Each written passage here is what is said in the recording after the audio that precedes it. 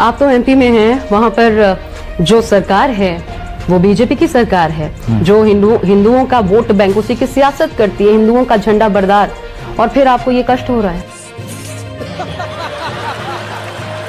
गजब बेइज्जती। हिंदू जागने का मतलब है धर्म विरोधी ताकतों की साजिशों को पहचानना। अच्छा, जिन्हें राष्ट्र से प्यार नहीं, तिरंगा में जिन्हें चांद नजर आता है।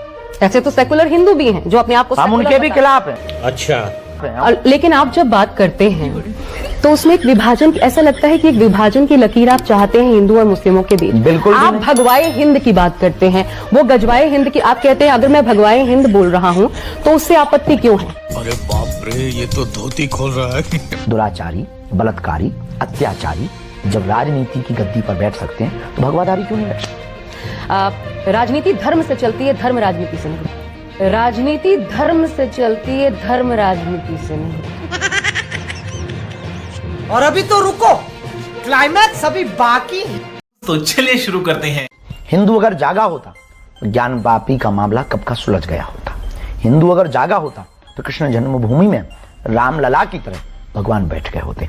हिंदू अगर जागा होता तो 500 साल तक के लिए हम लोगों को राम मंदिर के लिए इंतजार नहीं करना पड़ता। मैं आपसे दो सवाल पूछना चाहती हूँ, आपने जो कहा उसी बात पर। एक तो आप हिंदू जब जागने की बात करते हैं तो वो जागृत अवस्था आप किसे मानते हैं, पहली बात। दूसरी, बहुत बड़े बड़े संत तो इस देश में देखे हैं जिन्होंने हमें पथ दिखाया, इस देश को राह दिखाई, जहां आज हम आप खड़े हैं। ये बोलने की आजादी हो या किसी भी रूप में, जो धार्मिक भावनाएं जिस रूप में हम उसे मजबूती से आगे लेकर बढ़ रहे हैं, झंडा बरदार जैसे आप लोगों को भी तैयार किया है, तो वो संतों की ही देन है। बिल्कुल बिल्कुल। तो वो भी तो संत रहे हैं। तो आपको लगता है कि उन्होंने कुछ ऐसे काम थे जो हमारे धर्म के लिए किए जाने चाहिए थे, वो अधूरे छोड़ दिए, वो पथ सही नहीं था। अब बोल। हिंदू जागने का मतलब है धर्म विरोधी ताकतों की साजिशों को पहचानना। हिंदू भूल गए। नहीं तो क्यों भूल गया?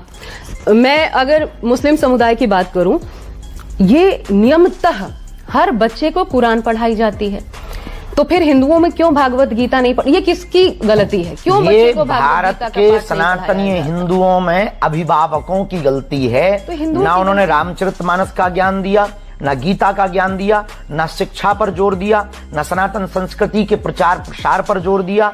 और आए दिन धीमे धीमे धीमे धीमे करके इनको लगता था कि हम तो आदि से हैं, हमेशा रहेंगे। इसी चक्कर में सनातनी परंपरा संस्कृति खंड खंड हो रही। तो हमें तो किसी ने खराब नहीं किया, हमें ये कहना चाहिए हम अपने आप खराब हुए हैं ना। किसी की वजह से तो हिंदू पथ भ्रष्ट नहीं हो रहा है, अपनी वजह से हो रहा है। कुछ ब्रेन ब्रॉस किया, कुछ अभिभावकों ने गलती की। गुरुकुलम की पद्धति को मिटाया, गा से गणेश पढ़ाने पर सांप्रदायिकता फैलती थी, गा से गधा पढ़वाने पर जोर दिया। अरे कहना क्या चाहते हो? लेकिन आप जब बात करते हैं तो उसमें एक विभाजन, ऐसा लगता है कि एक विभाजन की लकीर आप चाहते हैं हिंदू और मुस्लिमों के बीच। बिल्कुल। आप भगवाए हिंद की बात करते हैं, वो गजवाए हिंद की आप कहते हैं। अगर मैं भगवाए हिंद बोल रहा हूं तो उससे आपत्ति क्यों है? ये फंस गया सीएम। क्यों किसी को जब पीड़ा होती? गजवाए हिंद से इस देश को आपत्ति नहीं हो रही तो भगवाए हिंद से क्यों? क्योंकि हम तो वसुधैव कुटुंबकम लेके पर इतने चलते भी हैं। उदार चरित्र नहीं है कि तुम हमारे संपत्तियों को, हमारी मकानों को, हमारी जमीनों को, हमारी संस्कृति को मिटा दो और हम उदार बने रहे। गजब की उदारता है। फिर तो काहे को उदार बन रहे हो, लुट रहे हो। तो आप हृदय पलटने में विश्वास नहीं रखते? हम हृदय पलटने में, पर हम व्यक्ति को पलटने में। अच्छा, हृदय हम बार पलटे, वो ना पलटे। हाथ तो किसी को बढ़ाना पड़ेगा। पर वो बढ़ा दें तो क्या दिक्कत है? इतने हमने बढ़ाए हैं, वहां से बढ़वा दीजिए। तो बुद्धिमत्ता तो आपके पास है। बुद्धिमत्ता राज, इसका मतलब वो मूर्ख है। अगर मान लीजिए, अगर मैं कहती हूं सामने वाला मूर्ख है, अगर मूर्ख मैं है, हाथ बढ़ाऊं तो वो आ जाए तो क्या बुराई? ये बड़ी अच्छी बात कही आप। फिर वही बात, हम तो स्वीकार करने के लिए तैयार है ना। घर वापसी करें, हाथ बढ़ा रहे लोग, भेजाओ आप, हम रेडी हैं। फिर उनको आग लगेगी और आपको आग लगेगी। अच्छा ये बताइए, इंसान के जीवन में कर्म की प्रधानता होनी चाहिए या धर्म की? Good question, you are a good question. क्या धर्म की बात करना मुश्किल हो गया? आपका अनुभव मैं 2 सालों का जानना चाहती हूँ। बहुत क्रिटिसाइज किए गए, लेकिन तब क्रिटिसाइज किए गए आप जब आपने हिंदू राष्ट्र की बात की, धर्म की बात की, ये सारी चीजें जब ये आया, अवलोकन में आया, आपको लगता है धर्म की बात करना मुश्किल हो गया? आपका अपना अनुभव क्या है? बहुत हमले होते हैं, धमकियां दी जाती हैं, फोन कॉल्स पे धमकियां दी गई हैं, बहुत से घर के बाहर पर आकर के गाली गलौज हुए हैं, नारेबाजियां हमने सही हैं, अपनी गाड़ी पे हमने हमले सहे हैं, आज भी गालियां सह रहे हैं। तो तुम हिंदू राष्ट्र बनाओगे, देख लेंगे। बोलने दे तकलीफ हुआ है बेचारे को। तो इस देश में हिंदुत्व की बात करना बहुत कठिन है। इस देश में इस्लामिक गजवाई हिंद की बात करना बहुत सरल है।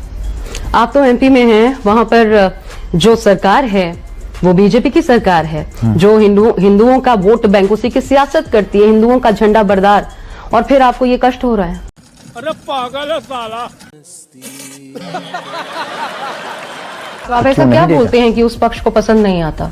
पता नहीं किसको पसंद नहीं आता, हम सब तो बोलते हैं, लोगों को पसंद नहीं आता। कई बार कुत्तों को घी हजम नहीं होता है। आपको क्या लगता है, डर लगता है? बिल्कुल भी नहीं। झूठ बोल रहा है। बैंड बज गया।